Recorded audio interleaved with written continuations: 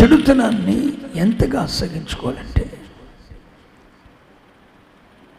కొన్ని ప్రాముఖ్యమైన విషయాలు మీతో చెప్తాను. ఒకవేళ దేవుడిని ప్రేమించేవాడు చెడుతనాన్ని అసహించుకోకపోతే ఏం జరుగుతుంది? చెడుతనాన్ని అసహించుకోకపోతే ఏం జరుగుతుంది?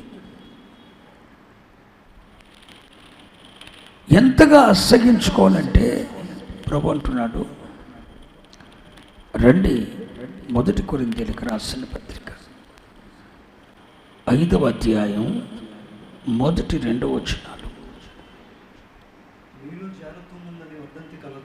మీలో జారత్వం ఉందని వదంతి కలదు.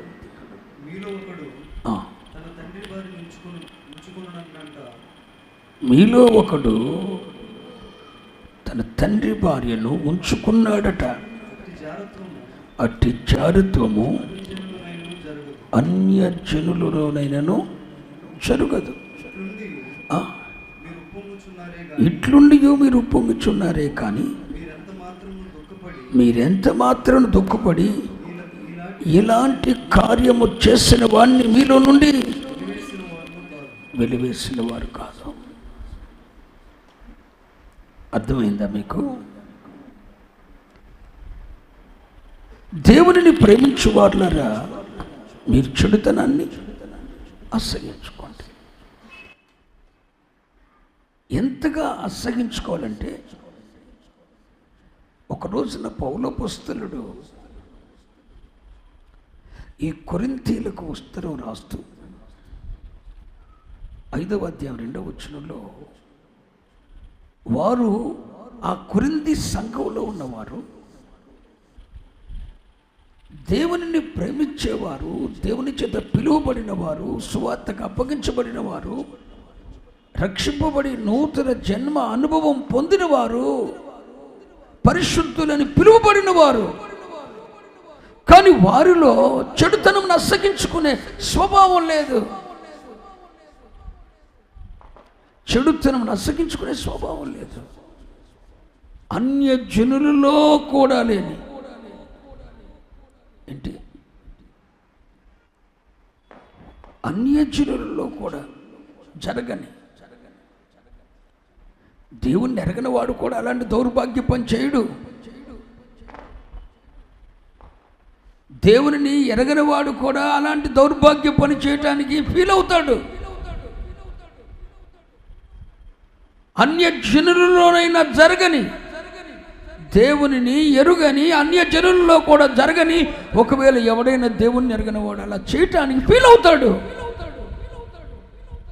కానీ కొరింథీలో ఉన్న సంఘం మాత్రం చెడుతనాన్ని అసహించుకోకపోగా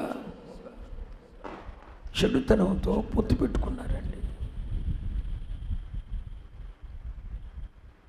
ఎంత పొత్తు పెట్టుకున్నారంటే, పేరుకు మాత్రం పరిశుద్ధులని పిలువబడుతున్నారు, రక్షింపబడిన వారన్న పేరుంది, నూతన జన్మ పొందిన వారన్న పేరుంది, పరిశుద్ధ సంఘంలో చేర్చబడినారు. కానీ అన్యజనులలో కూడా జరగని అలాంటి పని అన్యజనుడు కూడా చేయటానికి ఇష్టపడడు. అలాంటి కార్యాన్ని కొరింథీలో ఉన్నవారు చేస్తున్నారు. అంటే వాళ్ళు చెడుతనాన్ని చెప్పండి అసహించుకోవాలి. ఏంటి వాళ్ళు చేస్తున్న కార్యం? అందులో ఒకడట, సంఘంలో ఉన్నవాడు ఒకడట, ఒకని భార్యను ఉంచుకున్నాడట. ఒకని భార్యను ఉంచుకున్నాడట. ఉంచుకున్నాడు, మళ్ళీ ఉప్పొంగుచున్నాడట. నేను దేవుణ్ణి ప్రేమిస్తున్నాను, దేవుని కొరకు బ్రతుకుతున్నాను, దేవుని కొరకే జీవిస్తున్నానని ఉప్పొంగుచున్నాడట. నేను దేవుని కొరకు సాక్షిని, దేవుని చేత పట్టబడిన వాడిని, దేవుని చేత పిలువబడిన వాడిని అని ఉప్పొంగుచున్నాడట. చెడుతనాన్ని అసహించుకోవలసిన వాడు చెడుతనంతో పొత్తు పెట్టుకొని లోకాన్ని ప్రేమిస్తూ ఒకని భార్యను ఉంచుకున్నాడట. పౌలయ్య గారు కూడా కన్ఫర్మ్ చేసి చెప్తలా, వదంతి కలదు, ఉంచుకున్నాడట. హలో, వదంతి పుట్టింది. కొరింథీ సంఘంలో ఉన్నవాడు ఒకని భార్యను ఉంచుకున్నాడట అన్న వదంతి పుట్టింది. పౌలయ్య గారు కూడా దాన్ని కన్ఫర్మ్ చేసి మాట్లాడుతున్నా. ఒకని భార్యను ఉంచుకున్నాడట ఒకడు. ఈ వదంతి కలదు. మీరు దేవునిని ప్రేమించేవారైతే ఇలాంటి కార్యం అన్యజనుల్లో కూడా జరగదుగా. మరి మీలో ఎలా జరుగుతుంది? మీరు చెడుతనం నశగించుకోవలసిన వారు కదా. దేవునిని ప్రేమించేవారులరా చెడుతనం నశగించుకోనండి లేఖనం చెప్పలేదా? మరి ఎందుకు చెడుతనంతో మీరు పొత్తు పెట్టుకున్నారు? ఒకని భార్యను ఉంచుకున్నాడట. వదంతి సంఘములు ఎందుకు వచ్చింది? వదంతి వాస్తవికతను పక్కన పెట్టండి. వదంతి వచ్చింది. అప్పుడు పౌలయ్య గారు అంటాడు, ఇట్టి కార్యం అన్యజనుల్లో కూడా జరగదు. ఓ దేవుని జనాంగమా, దేవుని పిల్లలారా, దేవుని చేత పిలువబడి రక్షింపబడి నూతన జన్మ పొందిన వారులరా, నీలో జరుగుతున్న కార్యాలు, నువ్వు చేస్తున్న కార్యాలు కనీసం దేవుని ఎరుగున అన్యజనుడైనా చేయటానికి ఫీల్ అవుతాడుగా. నువ్వెందుకు ఫీల్ అవ్వట్లేదు? ఇక మనస్సాక్షి లేదా? చెడుతనం నశగించుకోవాల్సిన నీవేనా? అన్యజనుల్లో కూడా జరుగని, అన్యజనులు దేవుని ఎరుగని అన్యజనులు కూడా అలాంటి కార్యం చేయటానికి ఆలోచిస్తారు. అయ్యో తప్పు కదా అంటారు. వాక్యము తెలియని వారు కూడా అలాంటి కార్యం చేయటానికి ఇష్టపడరు. మరి నీవేంటి? చెడుతనం నశగించుకోవాల్సిన నీవు అన్యజనుల్లో కూడా జరగని కార్యాలు నీ జీవితంలో జరుగుతున్నాయి. నీ చేతులు అక్రమ సంపాదించడానికి అలవాటు పడ్డాయి. నీ శరీరం పరుపు వృత్తి చేయటానికి అలవాటు పడింది. రూపాయి కోసం దేన్నైనా తెగిస్తావు నువ్వు. కానుక పెట్టిలో డబ్బు కూడా తీయటానికి నువ్వు వెనుకాడో. ఇస్కరియోతు నువ్వు.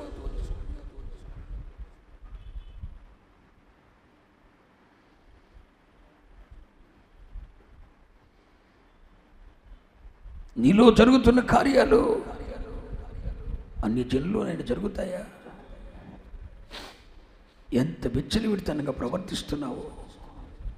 జీవవాక్యాన్ని చేతపట్టుకొని లోకంలో జ్యోతుల వలె ప్రకాశించవలసిన నీవేనా? నీలో జరుగుతున్న కార్యాలు దేవుని ఎరుగని అన్యజనుల్లోనైనా జరుగుతాయా? దేవుని ఎరుగని అన్యజనులు కూడా అలాంటి కార్యము చేయటానికి ఆలోచిస్తారే. మరి నీలో ఆ ఫీలింగే లేదు. ఎందుకని? మరలా అన్యజనుల్లో కూడా జరగని కార్యాలు, అన్యజనుల్లో కూడా జరగని కార్యాలు, అన్యజనులు కూడా చేయని చెడ్డ క్రియలు నువ్వు చేస్తావు. మళ్ళా పైగా ఉప్పొంగుతున్నావు. మనస్సాక్షి పనిచేస్తుందా? బండి మీద ఊరకొక్క తిరిగినట్టు తిరుగుతున్నావు. మనస్సాక్షి పనిచేస్తుందా? చెడుతనమును పొట్టు పెట్టుకోవద్దు. అసహించుకోవలసిన వారు చెడుతనమును లోపల పెట్టుకొని ఉప్పొంగకూడదు.